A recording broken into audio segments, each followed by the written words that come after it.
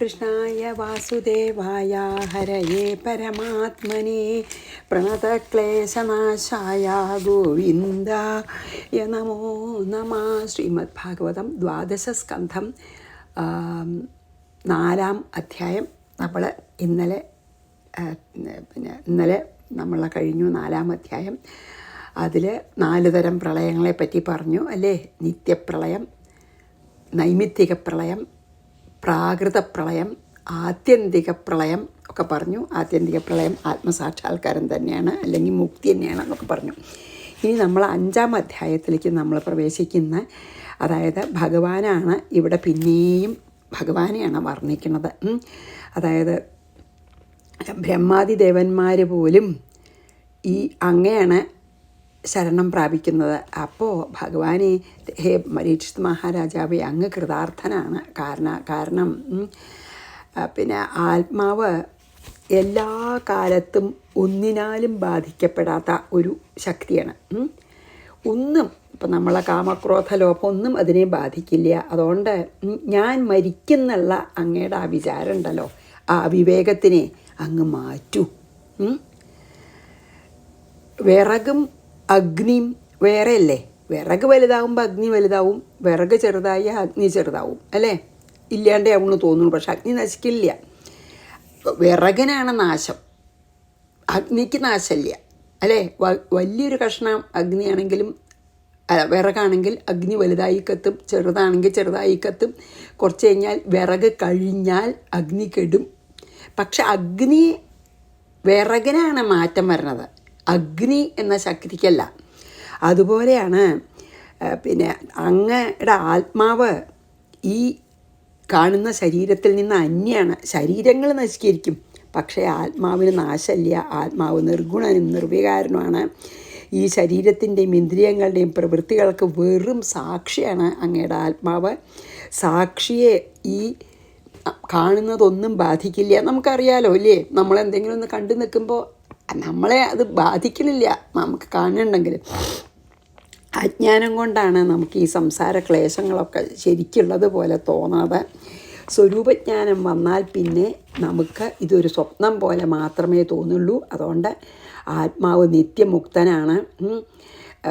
ശരിക്കൊരു ഒരു കുടത്തിൻ്റെ ഉള്ളിലുള്ള ആകാശവും പുറത്തുള്ള ആകാശത്തിന് വ്യത്യാസമൊന്നുമില്ലല്ലോ. കുടത്തിൻ്റെ ഒരു ഉപാധിയുണ്ട്, അതുപോലെ ഉള്ളൂ. അങ്ങയുടെ ഈ ആത്മാവ് ഈ ശരീരത്തിൽ ഇരിക്കണമെന്നേ ഉള്ളൂ, പക്ഷെ പരമാത്മാവ് തന്നെയാണ്. ഘടാകാശം മഹാകാശമായിട്ട് മാറുന്ന പോലെ ആണ് എന്ന് പറഞ്ഞു. അതുകൊണ്ട് ഇതെല്ലാം മായയാണ്. ഭഗവാന്റെ കൃപാകടാക്ഷം കൊണ്ട് നല്ല വിവേകം ഉദിച്ചിട്ട് അവനവൻ ആ സച്ചിദാനന്ദം തന്നെയാണെന്ന് അങ്ങ് അറിയണം. മൃത്യുവിന് പോലും അതിനെ സ്പർശിക്കാൻ സാധിക്കില്ല. തക്ഷകൻ ഒരിക്കലും അങ്ങേ നശിപ്പിക്കാൻ സാധിക്കില്ല. അങ്ങ് ഈ ശരീരമല്ല, ആത്മാവാണ്. അങ്ങ് അഖണ്ഡ സച്ചിദാനന്ദാണ് എന്ന് സങ്കല്പിക്കൂ. അപ്പോൾ പരമാത്മാവിൽ തന്നെ ആയിത്തീരുന്ന അങ്ങയ്ക്ക് പിന്നെ ഈ സംസാര ക്ലേശങ്ങളും തക്ഷകൻ്റെ ദംശനവും ഒന്നും ഏൽക്കേണ്ടി വരില്ല. ഒന്നുകൊണ്ടും ഭയപ്പെടണ്ട. ഞാൻ അങ്ങയെ അങ്ങ് ആത്മസ്വരൂപനാണെന്ന് ബോധ്യപ്പെടുത്തി കഴിഞ്ഞു എന്ന് പറഞ്ഞിട്ടാണ് അങ്ങനെ ഒന്നും വിഷമിക്കാനില്ല, അങ്ങയ്ക്ക് മരണമില്ല എന്ന് പറഞ്ഞിട്ടാണ് 5-ാം അധ്യായത്തിൽ ശുകബ്രഹ്മർഷി അവസാനിപ്പിക്കുന്നത്. ഞാൻ ഒന്ന് ചുരുക്കി പറഞ്ഞതാണ്. ഇനി നമുക്ക് ശരിക്കും 5-ാം അധ്യായത്തിലേക്ക് കടക്കാം. ഓം നമോ ഭഗവതേ വാസുദേവായ. ശ്രീമദ് ഭാഗവതം 12 സ്കന്ധം 5-ാം അധ്യായം. ശ്രീശുക ഉവാച. 1. അത്രാനുവർണ്യതേ ഭീക്ഷ്ണം വിശ്വാത്മാ ഭഗവൻ ഹരിഃ യസ്യ പ്രസാദജോ ബ്രഹ്മാ രുദ്ര ക്രോധ സമുദ്ഭവഃ. അപ്പം നമുക്ക് നോക്കാം. 1-ാമത്തേൻ്റെ അർത്ഥം, യസ്യ ഏതൊരാളുടെ പ്രസാദത്തിൽ നിന്ന് ജനിച്ചവൻ ബ്രഹ്മാവ്, അതായത് ഭഗവാനിൽ നിന്നല്ലേ. ക്രോധ സമുദ്ഭവ, ക്രോധത്തിൽ നിന്നുദ്ഭവിച്ചവൻ രുദ്രൻ അല്ലേ. ബ്രഹ്മാവിന് സനകാദികളോട് സൃഷ്ടി വർദ്ധിപ്പിക്കണം എന്ന് പറഞ്ഞപ്പോൾ അതിൽ ലവലേശം അവർ വലിയ സാത്വികന്മാരാണ്, സൃഷ്ടി വർദ്ധിപ്പിക്കുന്നതിൽ ഇൻട്രസ്റ്റ് ഇല്ല എന്ന് പറഞ്ഞപ്പോൾ ദേഷ്യം വന്നപ്പോൾ പിരികത്തിൻ്റെ ദേഷ്യം വന്ന പിരികം വളഞ്ഞപ്പോൾ അതിൻ്റെ നടുക്കുന്ന് വന്നതാണല്ലോ രുദ്രൻ. അതുകൊണ്ടാണ് പറഞ്ഞത് ക്രോധസമുദ്ഭവാന്ന്. അങ്ങനെ ക്രോധത്തിൽ നിന്ന് ഉത്ഭവിച്ച രുദ്രൻ വിശ്വസ്വരൂപനും ഭഗവാൻ ഷഡ്ഗുണ പരിപൂർണനുമായ ഹരി അത്ര ഇതിൽ അഭീക്ഷണം അനുവർണ്യതേ. അതായത് ഈ ഒരു അധ്യായത്തിൽ എന്താ പറയാൻ പോണമെന്ന് പറയുകയാണ് ശുകബ്രഹ്മർഷി. അതോ പിന്നെ ഈ അങ്ങയിൽ നിന്നു തന്നെ സൃഷ്ടിക്കപ്പെട്ട ബ്രഹ്മാവും ബ്രഹ്മാവിൻ്റെ കോപത്തിൽ നിന്നുണ്ടായ ശ്രീരുദ്രനും ആ രുദ്രനുണ്ടായത് ആ സർവാത്മാവും ക്ലേശനാശകനുമായ ആ ഭഗവാനാണ് ഈ ഭാഗവതത്തിൽ പിന്നെയും കീർത്തിക്കപ്പെടുന്നത്. ഞാൻ ഇപ്രകാരമുള്ള ആ ഭഗവാനെ പറ്റി എപ്പോഴും കേൾക്കണ ഒരാളൊക്കെ അയാൾ ഭയത്തിന് അർഹനല്ല. ഭയവും ആശങ്കകളും സ്ഥാനം എവിടെയെന്ന് അതാണ് പറഞ്ഞത്. അതായത് പിന്നെ ബ്രഹ്മാവിൻ്റെയും ശിവൻ്റെയും പോലും സൃഷ്ടിക്ക് കാരണമായിട്ടുള്ള അതായത് ബ്രഹ്മാവും പിന്നെ ശിവനും അങ്ങയെപ്പോലെ സ്വതന്ത്രരല്ല. കാരണം അങ്ങയിൽ നിന്ന് ഉത്ഭവിച്ചതാണ് ബ്രഹ്മാവിൽ നിന്ന് ഉത്ഭവിച്ചതാണ് രുദ്രൻ അല്ലേ. പക്ഷേ ഈ വിശ്വത്തിൻ്റെ മുഴുവൻ ആത്മാവായിട്ടുള്ള ഭഗവാൻ ശ്രീഹരിയെ ആണ് ഇതിൽ ഈ ഭാഗവതത്തിൽ മുഴുവൻ വർണ്ണിക്കുന്നത്. ആ വർണ്ണനകൾ കേട്ടാൽ പിന്നെ ഭയാശങ്കകൾക്ക് സ്ഥാനം എവിടെ? കാരണം വേറെ ആരും നമുക്ക് ഇതുപോലെ രക്ഷിക്കാനില്ല. ആ ഭഗവാനെ നിരന്തരം സ്മരിച്ചാൽ പിന്നെ ഭയത്തിനും ആശങ്കയ്ക്കും സമയം ഒന്നിനും ഒരു ആശങ്കയ്ക്ക് സ്ഥലം തന്നെ ഇല്ലയെന്ന് ശ്രീശുകവാച. അതായത് പിന്നെയും തന്നെയാണ് ഭഗവാന്റെ വർണ്ണന. അത്ര ശ്രീശുകവാച വർണ്യതേ ഭീക്ഷണം വിശ്വാത്മാ ഭഗവാൻ ഹരിഹി യസ്യ പ്രസാദജോ ബ്രഹ്മ രുദ്ര ക്രോധസമുദ്ഭവ. അതാണ് ഇനി പറയാം. അതായത് പിന്നെ ഈ വിശ്വരൂപനും ഷഡ്ഗുണപരിപൂർണമായിട്ടുള്ള ആ ശ്രീഹരി ഈ ഭാഗവതത്തിൽ നിരന്തരം കീർത്തിക്കപ്പെടുന്നു എന്ന്. അതാണ്. അപ്പോൾ പിന്നെ അങ്ങക്ക് ഭയാശങ്കകൾ വേണ്ട. ഇനി രണ്ടാമത്തെ ത്വം തു രാജൻ മരിഷ്യേതി പശുബുദ്ധിമിമാം ജഹി ന ജാത പ്രാഗഭൂതോദ്യ ദേഹവത്വം നങ്ക്ഷ്യസി. ഹേ രാജൻ, പരീക്ഷിത മഹാരാജാവേ, ത്വം തു അങ്ങുന്നാവട്ടെ മരിഷ്യേതി മരിക്കുമെന്നുള്ള ഇമാം പശുബുദ്ധി. ഈ അവിവേകം ഉണ്ടല്ലോ, അവിവേകത്തോടു കൂടിയുള്ള ചിന്തയാണ് എന്ത്? അതായത് പശുബുദ്ധിയാണ്, മൃഗങ്ങളുടെ ബുദ്ധിയോ അങ്ങ് ഉപയോഗിക്കുള്ളൂ. മരിക്കുന്നു വിചാരിക്കണത് വെറും ബുദ്ധിയില്ലായ്മയാണെന്ന്. അങ്ങക്ക് മരണമില്ല. ഈ അവിവേക ബുദ്ധിയെ ജഹി ഉപേക്ഷിച്ചാലും, ഈ പശുബുദ്ധി പറഞ്ഞാൽ എന്താ? വിവേകമില്ലാത്ത ബുദ്ധിയെ ജഹിച്ചാൽ ഉപേക്ഷിച്ചാലും, ത്വം അങ്ങ് പ്രാഗഭൂത മുമ്പേ ഇല്ലാത്തവനായിട്ട് ദേഹമെന്ന പോലെ ന ജാത ജനിച്ചവനല്ല. അങ്ങ് ദേഹമായിട്ട് ജനിച്ചൊന്നുമല്ല. അങ്ങ് ശരിക്കും ആദ്യ മധ്യാന്തങ്ങളില്ലാത്ത ആത്മാവാണ് അങ്ങ്. അദ്യ ഇപ്പോൾ നങ്ക്ഷ്യതി നശിക്കുകയുമില്ല. ജനിച്ചാലല്ലേ നാശമുള്ളൂ. ആത്മാവിന് ജനനവും ഇല്ല നാശവും ഇല്ല, ദേഹത്തിനാണുള്ളത്. അതാണ് ഇതിൽ ഭഗവാൻ പറയണത്. ഹേ രാജാവേ, ഞാൻ മരിക്കും എന്നുള്ള ആ ബുദ്ധി ഉണ്ടല്ലോ, അവിവേകം കൊണ്ടുണ്ടാകുന്നതാണ്, അജ്ഞാനം കൊണ്ടുണ്ടാകുന്നതാണ്. അത് ഉപേക്ഷിക്കൂ. ദേഹത്തെ പോലെ, ദേഹം പോലെ അല്ല അങ്ങ് ദേഹമല്ല. ദേഹത്തെ പോലെ മുമ്പില്ലാതെ ഇപ്പം ജനിച്ചവരൊന്നും അല്ല അങ്ങയ്ക്ക്. അതുകൊണ്ട് നാശമില്ല, ജനനമില്ല, നാശമില്ല. ത്വം തു രാജൻ മരിഷ്യേതി പശുബുദ്ധിമിമാം ജഹി ന ജാത പ്രാഗഭൂതോദ്യ ദേഹവത്വം നക്ഷ്യസി. ഈ ദേഹം ഉണ്ടാവുന്നതിന് മുമ്പും അങ്ങുണ്ട്, ദേഹം ഉണ്ടായതിനു ശേഷം അങ്ങുണ്ട്, ദേഹം നശിച്ചാലും അങ്ങുണ്ട്. ഇനി ഭവിഷ്യസി ഭൂത്വാ ത്വം പുത്രപൗത്രാദിരൂപവാൻ ബീജാങ്കുരവദ്ദേഹാദേർവ്യതിരിക്തോ യഥാനല. ത്വം അങ്ങ് ഭൂത്വ ഭവിച്ചിട്ട് പുത്രപൗത്രാദിരൂപവാൻ പുത്രപൗത്രാദിരൂപങ്ങളോടുകൂടിയവനായിട്ട് ബീജാങ്കുരവത് വിത്തും മുളയും എന്ന പോലെ ന ഭവിഷ്യസി ഭവിക്കുകയില്ല. നമുക്ക് ജനനവും മരണവും ഒന്നും ശരിക്കില്ല, ഈ ശരീരത്തിനുള്ളൂ. നമ്മൾ ശരീരം അല്ലെങ്കിൽ പിന്നെന്താ? അനലഹ യഥ അഗ്നി എന്ന പോലെ ദേഹാദിയിൽ നിന്ന് വ്യതിരിക്ത വേറിട്ടവനാവുന്നു. അഗ്നി വിറകിൽ നിന്ന് വേറിടുന്ന പോലെ അഗ്നിയും വിറകും ഒന്നല്ല. വിറക് ആണ് കത്തി നശിക്കണതേ അല്ലേ? വിറകല്ലേ കത്തി നശിക്കണ? വലിയൊരു കഷ്ണം ഉണ്ടായിരുന്നു, കത്തി കത്തി കത്തി കത്തി കത്തി മുഴുവനെ ഭസ്മാവും ഇല്ലേ? അഗ്നിക്കൊന്നും പറ്റുന്നില്ല. വേറൊരു ഇതെടുത്ത് കത്തിച്ച് നോക്കൂ, അപ്പോൾ അഗ്നിയുണ്ട്. അഗ്നിക്ക് നാശം തന്നെ ഇല്ല. അഗ്നി എന്നുള്ള ശക്തിക്ക് നാശമേ ഇല്ല. അതുപോലെയാണ് ആത്മാവ് കുറച്ച് നേരം ഈ ദേഹത്തിലിരുന്നു, ആ ദേഹം വിട്ടുപോയി. ആ ദേഹത്തിന് നാശമുണ്ട്, വിറകിനുള്ള നാശം പോലെ. അതാണ് ഇതിൽ പറഞ്ഞത്. അങ്ങ് ജനിച്ച ശേഷം പുത്രപൗത്രാദി രൂപത്തിൽ പിന്നെയും ജനിക്കണ ആളല്ല. അതങ്ങല്ല. ഈ ജനിക്കണത് മരിക്കണത് അങ്ങല്ല. അതെന്താ വെച്ചാൽ വിത്ത് പോലെ ദേഹത്തിൽ നിന്ന് ഒരു ദേഹം ഉണ്ടാവുന്നു. ഒരു വിത്തിൽ നിന്ന് മുള ഉണ്ടാവുന്ന പോലെയുള്ളൂ. ആത്മാവ് ഉണ്ടാകുന്നില്ല. ആത്മാവ് എപ്പോഴും ഉള്ളതാണ്. അതേപോലെ തന്നെ പിന്നെ അഗ്നി ആ വിറകിൽ നിന്ന് വ്യത്യസ്തമാണ് അല്ലേ?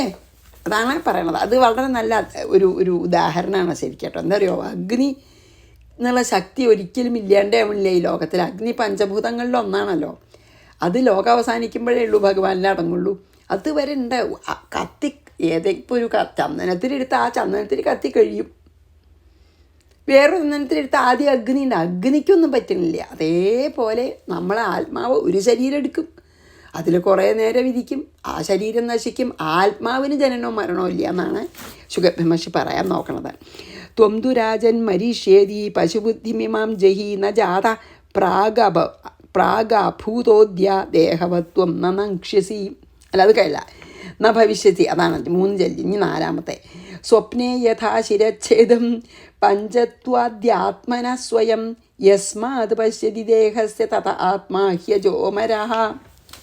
സ്വപ്നത്തിൽ ആത്മനഃ ശിരച്ഛേദം. ചിലപ്പോൾ നമ്മുടെ പിന്നെ സ്വപ്നത്തിൽ ഒരാൾ നമ്മുടെ തല വെട്ടണത് യഥാ പശ്യതി എങ്ങനെ കാണുന്നുവോ തഥാ ആത്മനഃ പഞ്ചത്വാദി അതുപോലെ ശരീരത്തിൻ്റെ മരണാദി യസ്മാത് പശ്യതി ഏതൊരു കാരണം കൊണ്ട് കാണുന്നുവോ തഥ ദേഹസ്യ അതുകൊണ്ട് ദേഹത്തിനാണ് ആത്മാവ് അജഹ ജനനമില്ലാത്തവനാണ്, അമരഹ മരണമില്ലാത്തവനാണ്, അജനും അമരനുമാണ് മരിക്കാത്തവനും ആകുന്നു. ഈ ജന്മാദി വികാരങ്ങളൊക്കെ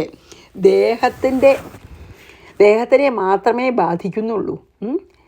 അതായത് സ്വപ്നത്തിൽ സ്വന്തം തല വേറൊരാൾ വന്ന് വെട്ടണത് ചിലപ്പോൾ കാണാൻ സാധിച്ചു എന്ന് വരാം.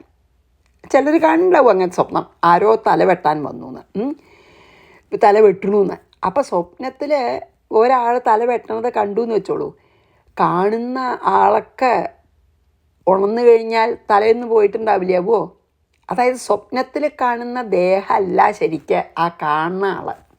സ്വപ്നത്തെ കാണുന്നവനും സ്വപ്നം കാണുന്നവനും വ്യത്യാസമുണ്ട്. സ്വപ്നത്തെ കാണുന്നവൻ അല്ല സ്വപ്നം കാണുന്നവൻ. അതുകൊണ്ടാണ് സ്വപ്നത്തെ കാണുന്ന ആൾക്ക് ഒന്നും പറ്റുന്നില്ല നീട്ടാൽ. സ്വപ്നം കാണുന്ന ആളുടെ തല പോയി. പക്ഷെ സ്വപ്നത്തെ കാണുന്ന ആളുടെ തല പോയിട്ടുമില്ല. അതുപോലെ ഉള്ളൂ എന്ന് പറയുകയാണ്. അതുപോലെ ഈ ശരീരത്തിൻ്റെ ആ ശരീരത്തിൻ്റെ നാശവും ആത്മാവ് കാണുന്നുണ്ട്, സാക്ഷിയില്ല. അതുകൊണ്ട് ജനന മരണങ്ങളൊക്കെ ദേഹത്തിൻ്റെ ധർമ്മമാണ്. ആത്മാവ് അജനും അമരനുമാണ്. എത്ര നല്ല ഉദാഹരണമാണല്ലേ ശരിക്കും നമുക്ക് പറഞ്ഞു തരണത് അല്ലേ? ശരിക്കും അതെ. എനിക്ക് ആ സ്വപ്നത്തിൻ്റെയും ആ വിറകിൻ്റെയും ഒക്കെ വളരെ കൺവിൻസിങ് ആയിട്ട് തോന്നുന്നു. നോക്കൂ, സ്വപ്നത്തിൽ നമുക്ക് എത്ര ഒരു നരി നമ്മളെ കടിച്ചു കൊന്നു എന്ന് നമുക്ക് കാണാം. നമ്മൾ മരിച്ചു സ്വപ്നത്തിലെന്ന് വെച്ചോളൂ. പക്ഷേ ആ സ്വപ്നത്തിലുള്ള ആൾ മരിച്ചു, പക്ഷെ സ്വപ്നത്തെ കാണുന്ന ആൾ മരിച്ചില്ല. അതുപോലെയാണ് നമ്മളുടെ ദേഹത്തിൻ്റെ മരണം ആത്മാവ് കാണുന്നുണ്ട്, ദേഹേ മരിക്കുന്നുള്ളൂ. ശരീരത്തിൻ്റെ മരണം കൂടിയും ആത്മാവ് കാണുന്നുണ്ട്. ആത്മാവ് അജനാണ്, അമരനാണ് എന്ന് ബോധ്യപ്പെട്ടോളൂ. തക്ഷകൻ കടിച്ച് മരിക്കുമെന്ന് പേടിക്കണ്ടെന്ന് പറയാണ്. അങ്ങക്ക് മരണമില്ല എന്ന് പറഞ്ഞ് ബോധ്യപ്പെടുത്തുകയാണ്. സ്വപ്നേ യഥാ ശിരച്ഛേദം പഞ്ചത്വാദ്യാത്മന സ്വയം യസ്മാത് പശ്യതി ദേഹസ്യ തഥ ആത്മാ ഹ്യജോമര. സ്വപ്നത്തെ കാണുന്ന ആ ആള് തല വെട്ടണത് കാണുന്നുണ്ടല്ലോ, അതുപോലെയാണ് നമ്മുടെ ആത്മാവ് നമ്മുടെ ദേഹം നശിക്കണത് കാണുന്നതെന്ന്. ഇപ്പോൾ സ്വപ്നത്തിൽ തല വെട്ടണത് സ്വപ്നത്തെ കാണുന്ന ആളെ ഒന്നും ബാധിക്കില്ല. ഉറങ്ങി നീട്ടാൽ നമുക്കൊരു തലയ്ക്കൊരു കുഴപ്പമില്ല, ഇല്ലല്ലോ, തല വെട്ടിയിട്ടൊന്നുമില്ല. അതുപോലെയാണ് ആത്മാവ് നമ്മുടെ ഈ ദേഹം നശിക്കണത് കണ്ട ആത്മാവിനൊരു കുഴപ്പമില്ല. ആത്മാവിന് ജനനവും ഇല്ല മരണവും ഇല്ല എന്ന്. ദേഹത്തിനേ ഉള്ളൂ കർമ്മഫലം അനുഭവിക്കാൻ. ഘടേ ഭിന്നേ യഥാകാശ. ഇനി ഒരു ഉദാഹരണം കൂടി പറയും. ഘടേ ഭിന്നേ യഥാകാശ ആകാശ സ്യാദ് യഥാ പുര ഏവം ദേഹേ മൃതേ ജീവോ ബ്രഹ്മസമ്പദ്യതേ പുനഃ. ഘടേ ഭിന്നേ, അതായത് ഒരു കുടത്തിൻ്റെ ഉള്ളിൽ ആകാശ അതിൽ യഥാ പുര മുമ്പത്തെ പോലെ ആകാശ സ്യാദ് ആകാശമായി ഭവിക്കും. അതായത് ഒരു കുടത്തിൻ്റെ ഉള്ളിലുള്ള ആകാശം കുടം പൊട്ടിയാൽ പുറത്ത് ആകാശമായിട്ട് വിലയം പ്രാപിക്കുന്ന പോലെ ഏവം ദേഹേ മൃതേ, ഇപ്രകാരം ദേഹം മരിച്ചാൽ ജീവൻ ബ്രഹ്മസമ്പദ്യത ബ്രഹ്മമായിത്തീരുന്നു. അതായത് ദേഹം ഒരു ഉപാധിയാണ്, ഒരു ലിമിറ്റേഷനാണ്. ആ കുടത്തിൻ്റെ 4 പുറമുള്ള വാൾസ് ഉണ്ടല്ലോ, കുടത്തിൻ്റെ വാള്, ആ കുടത്തിൻ്റെ മതിലെന്നോ എന്താ പറയുക, ആ കുടത്തിൻ്റെ ഷേപ്പിൻ്റെ ഉള്ളിൽ ഇരിക്കേണ്ടി വരികയാണ്. അതൊരു ഉപാധിയാണ്, ലിമിറ്റേഷനാണ്. ആ കുടം അങ്ങോട്ട് പൊട്ടിയാൽ ഇതിൻ്റെ ഉള്ളിലത്തെ ആകാശം പുറത്തുള്ള ആകാശമായിട്ട് വിലയം പ്രാപിക്കുന്നു. അതുപോലെ ആത്മാവ് ഈ ശരീരത്തിൻ്റെ ഉള്ളിൽ ഒരു ഉപാധിയായിട്ട് ഇരിക്കുകയാണ്. വെറുതെ ശരീരം അങ്ങോട്ട് ലിമിറ്റേഷൻ ഉപാധി നശിക്കണോ, ആത്മാവ് ഫ്രീ ആയി. ആത്മാവിന് ഇതൊന്നും ബാധിക്കുന്നില്ലേ, അതാണ്. അതുകൊണ്ട് അതുപോലെയാണ് അജ്ഞാനം കൊണ്ട് ഈ ജന്മത്തിന് കാരണമായിരിക്കുന്ന അജ്ഞാനത്തോടു കൂടി ഈ ശരീരം നശിക്കുമ്പോൾ അജ്ഞാനം കൂടി നശിക്കണം, അല്ലെങ്കിൽ ആദ്യ ജന്മണ്ടേ. അജ്ഞാനത്തോടു കൂടി ശരീരം നശിച്ചാൽ പിന്നെ നമ്മൾ ബ്രഹ്മമായിത്തീരും. അതാണല്ലോ ആത്മസാക്ഷാത്കാരം. നമുക്ക് ഈ ദേഹാഭിമാനം ഉള്ളിടത്തോളം നമുക്ക് കർമ്മബന്ധനമുണ്ട്. അപ്പോൾ ആ കർമ്മഫലം അനുഭവിക്കാൻ പിന്നെയും ജനിക്കണം. അജ്ഞാനിയായിട്ട് മരിച്ചാലേ, അജ്ഞാനം നീങ്ങി മരിക്കുകച്ചാൽ പിന്നെ ബ്രഹ്മം തന്നെയാണ്. പിന്നെ അതാണല്ലോ പറഞ്ഞത് നമ്മൾ ആത്യന്തിക പ്രളയം എന്ന്. പക്ഷെ അജ്ഞാനത്തോടു കൂടി ഞാൻ ദേഹമാണെന്ന് തന്നെ വിചാരിച്ച് എൻ്റെ അഹന്തയും മമതയും മാറാതെ മരിക്കുമ്പോൾ നമുക്ക് ആ കർമ്മബന്ധനം നശിച്ചിട്ടില്ല, ആദ്യം ജനിക്കണേ. അപ്പോൾ അജ്ഞാനിയായി നശിച്ചാൽ നമുക്ക് ആദ്യം ജനിക്കണം. അതാണ് പറഞ്ഞത്, അജ്ഞാനത്തോടു കൂടി ശരീരം നശിച്ചാൽ പിന്നെ ആത്മാവ് ബ്രഹ്മമായിട്ട് നിൽക്കുകയുള്ളൂ, പിന്നെ ജനന മരണങ്ങളില്ല. അതുകൊണ്ട് അങ്ങക്ക് വിഷമിക്കേണ്ട, ഈ ശരീരം അങ്ങയുടെ അല്ല. അതായത് ശുഗബ്രഹ്മർഷി പരീക്ഷിത മഹർഷിക്ക് ജ്ഞാനം തന്നെയാണ് നൽകണത്. എന്താ, ഞാൻ ആത്മാവാണെന്ന് അങ്ങയ്ക്ക് അനുഭവമാകട്ടെ, എന്നാൽ പിന്നെ ജനന മരണങ്ങളൊന്നും അങ്ങേ ബാധിക്കില്ല. അതൊക്കെ ശരീരത്തിൻ്റെ ധർമ്മമാണ്. അങ്ങക്ക് ഏത് നിമിഷമാണ് അങ്ങ് ഈ ശരീരമല്ല, അങ്ങ് ആത്മാവാണെന്ന് അനുഭവമാവണ അന്ന് പിന്നെ അങ്ങേ ജനനമരണം ബാധിക്കില്ല. അത് ബോധ്യപ്പെടുത്തുകയാണ്. അപ്പോൾ തക്ഷകൻ്റെ മരണം ഭയപ്പെടാണ്ടല്ലോ, തക്ഷകൻ്റെ ദംശനം ഭയത്തിന് ഭയപ്പെടണ്ടല്ലോ. ഘടേ ഭിന്നേ, അതാണ് ഈ കുടത്തിൻ്റെയൊക്കെ ഉദാഹരണം പറയണത്. ഘടേ ഭിന്നേ യഥാകാശ ആകാശ സ്യാദ് യഥാ പുര ഏവം ദേഹേ മൃതേ ജീവോ ബ്രഹ്മസമ്പദ്യതേ പുനഃ. 6 മനസ്സൃജതി വൈദേഹാൻ ഗുണാൻ കർമാണി ചാത്മനഃ തന്മനസ്സൃജതേ മായാ തതോ ജീവസ്യ സംസൃതിഃ. ആത്മാവിന് ദേഹങ്ങളെയും ഗുണങ്ങളെയും കർമ്മങ്ങളെയും മനഃ സൃജതി മനസ്സു സൃഷ്ടിക്കുന്നു. തദ്മന, ആ മനസ്സിനെ മായാ സൃജതേ. എന്നാൽ മനസ്സിനെ ആരാ സൃഷ്ടിക്കണേ? ഈ ലോകം മുഴുവൻ സൃഷ്ടിക്കുന്നത് മനസ്സാണ്. മനസ്സിനെ ആരാ സൃഷ്ടിക്കണ? മായ സൃഷ്ടിക്കുന്നു. തതഃ, അതിൽ നിന്ന് ജീവന് സംസാരമുണ്ടാവുന്നു. എന്താ പറഞ്ഞാൽ അതായത് ഈ ഒരു കുടം ഉടഞ്ഞാൽ എന്ന് പറഞ്ഞല്ലോ, അതിനുള്ളത്തെ ആകാശം മറ്റേ ആകാശമായിട്ട് ചേരുന്ന പോലെ ദേഹം നശിക്കുമ്പോൾ ജീവൻ വീണ്ടും ബ്രഹ്മാവുന്ന. ആത്മാവിന് ഇങ്ങനെയുള്ള മാനവും അവമാനവും നമ്മളെ ഈ സത്വാദി ഗുണങ്ങളും ഇത് നല്ലതാണ് ചീത്തയാണ് ഇതൊക്കെ സൃഷ്ടിക്കുന്നത് ആത്മാവിന് തോന്നിക്കുന്നത് മനസ്സാണ്. എന്നാൽ ആ മനസ്സിനെ സൃഷ്ടിക്കുന്നത് ആരാ? മായയാണ്. ആ മായയാകുന്ന ലിമിറ്റേഷൻ അല്ലെങ്കിൽ ഉപാധി കൊണ്ടാണ് ഈ ജീവന് ഈ സംസാരബന്ധം ഉണ്ടാവുന്നത്. മായയിൽ നിന്ന് മുക്തരായാൽ നമുക്ക് അജ്ഞാനം നശിച്ചു. അതാണ്. അപ്പോൾ നമുക്ക് പിന്നെ വിഷമിക്കാനില്ല. അതായത് ആത്മാവ് എന്തുകൊണ്ടാണ് ദേഹമായിട്ട് ബന്ധം ഉണ്ടാവണമെന്ന് പറയുകയാണ്, മായ കൊണ്ട് മാത്രമാണ്.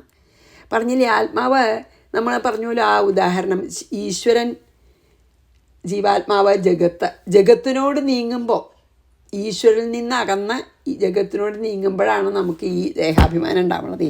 അപ്പോൾ പിന്നെ അതിന് കാരണം മായയാണ്. സത്വരജസ്തമാദി ഗുണങ്ങൾ നിറഞ്ഞ മായ കൊണ്ടാണ് അത് ഉണ്ടാവണത്. മനസ്സ് തന്നെ ഉണ്ടാവണത്. അപ്പോൾ ആ മനസ്സുകൊണ്ട് നമ്മൾ സങ്കല്പിച്ചുണ്ടാക്കണതാണ് ഈ സംസാരം.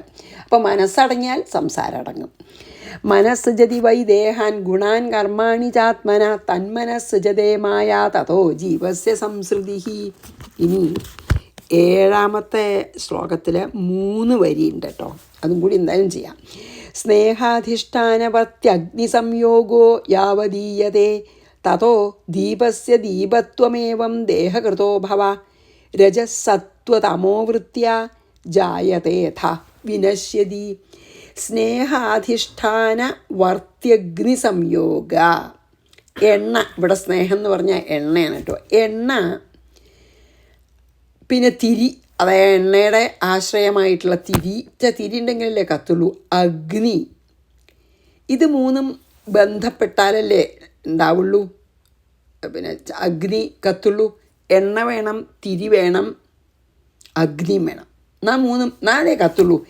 യാവത് ഈയത, എത്രത്തോളം നിലനിൽക്കുന്നുവോ, എണ്ണ കഴിഞ്ഞാൽ കെടും. തഥാ അത്രത്തോളം ദീപസ്യ, ദീപത്തിന് ദീപത്വം, അതായത് ദീപം തെളിഞ്ഞുകൊണ്ടിരിക്കുന്നത്. ഏവം ഇപ്രകാരം ദേഹകൃതാഭവ, ദേഹത്താൽ ഉണ്ടാക്കപ്പെടുന്നതാണ് സംസാരം. രജസത്വ തമോവൃത്യ, രജസ് സത്വം തമസ് ഇവ കാരണത്താൽ ജായതേ ഉണ്ടാകുന്നു, അത് പിന്നെ നശിക്കുന്നു. അതായത് എന്താണ് ഇപ്പോൾ ഇതിൽ പറഞ്ഞു വെച്ചാൽ, അന്ന് വളരെ നല്ല ഉദാഹരണമാണ്. എണ്ണ, പിന്നെ ഒരു വിളക്ക്, ചെറിയൊരു വിളക്ക് സങ്കല്പിക്കുക. എണ്ണ, തിരി, തീയ്, ഇത് 3 ഉള്ളിടത്തോളം കാലമേ ആ ദീപം കത്തുള്ളൂ.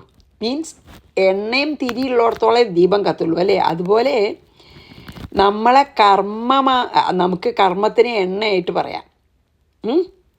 പിന്നെ മനസ്സിനെ ആ എണ്ണ ഇരിക്കണ പാത്രം, ദേഹമാണ് തിരി, ആ പരമാത്മ ചൈതന്യമാണ് ആ അഗ്നി.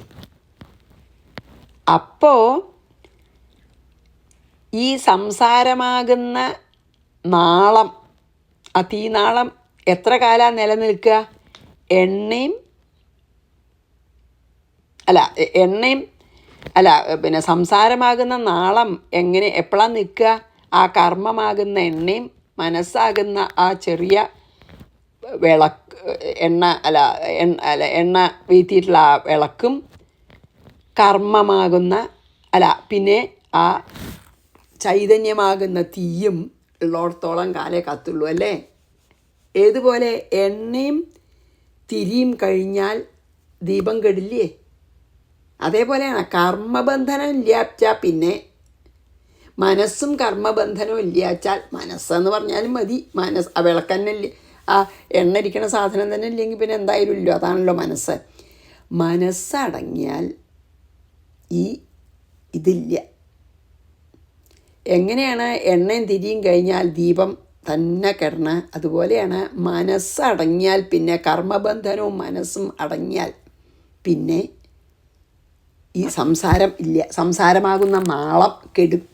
സംസാരമാണ് ആ തീൻ്റെ നാളെന്ന് വെച്ചോളൂ. ആ സംസാര നാളം കെടുത്താൻ ഒരു വഴിയേ ഉള്ളൂ. എണ്ണയാകുന്ന കർമ്മവും എണ്ണ വെച്ചിരിക്കുന്ന ആ എണ്ണ പാത്രവും ഇല്ലാതെ ആവണം. എണ്ണപാത്രം മനസ്സായിട്ട് നമ്മൾ കരുതണം.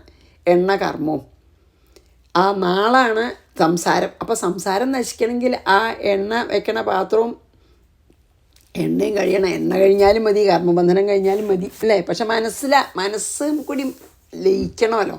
മനസ്സ് ലയിക്കുമ്പോൾ കർമ്മബന്ധനം എല്ലാം തീരും. അങ്ങനെയാണ്.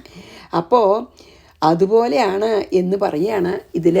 പിന്നെ എണ്ണ അതായത് പിന്നെ കർമ്മമാകുന്ന എണ്ണയും മനസ്സാകുന്ന ആ ചെറിയ വിളക്കും ആ തിരിയാകുന്ന ദേഹവും അതോടെ നശിക്കും. പിന്നെ ആത്മാവ് മാത്രമാവും. അല്ലേ? എത്ര നേരം എണ്ണണ്ട വെച്ചാൽ അത്ര നേരമല്ലേ കത്തുള്ളൂ. അത്രത്തോളം സമയമേ ദീപം ജ്വലിക്കുള്ളൂ. ഇതുപോലെയാണ് ദേഹാദികളുടെ സംബന്ധം കൊണ്ടാണ് സംസാരം ഉണ്ടാവണം, അല്ലെങ്കിൽ മനസ്സിൻ്റെ. അപ്പോൾ സത്വരജോ അതുകൊണ്ട് അത് ഇല്ലാച്ചാൽ പിന്നെ അപ്പോൾ നശിക്കും. അതുകൊണ്ടാണ് എണ്ണ കർമ്മമായിട്ടും ആ എണ്ണ വെച്ച പാത്രം മനസ്സായിട്ടും തിരി ശരീരമായിട്ടും അഗ്നി ചൈതന്യമായിട്ടും പിന്നെ എന്താണ് സംസാരം നാളമായിട്ടൊക്കെ പറഞ്ഞത് നമുക്ക് മനസ്സിലാക്കി തരാൻ. അപ്പോൾ 7 വായിക്കാം. ഒന്നും കൂടി ചെയ്യാൻ സമയമുണ്ടോയെന്ന് എനിക്കറിയില്ല. ഇല്ല. അപ്പോൾ 7 വായിച്ച് നിർത്താം. സ്നേഹാധിഷ്ഠാനവർത്യഗ്നി സംയോഗോ യാവതീയതേ തതോ ദീപസ്യ ദീപത്വമേവം ദേഹകൃതോ ഭവ രജസത്വതമോ വൃത്യാ ജായതേഥ വിനശ്യതി.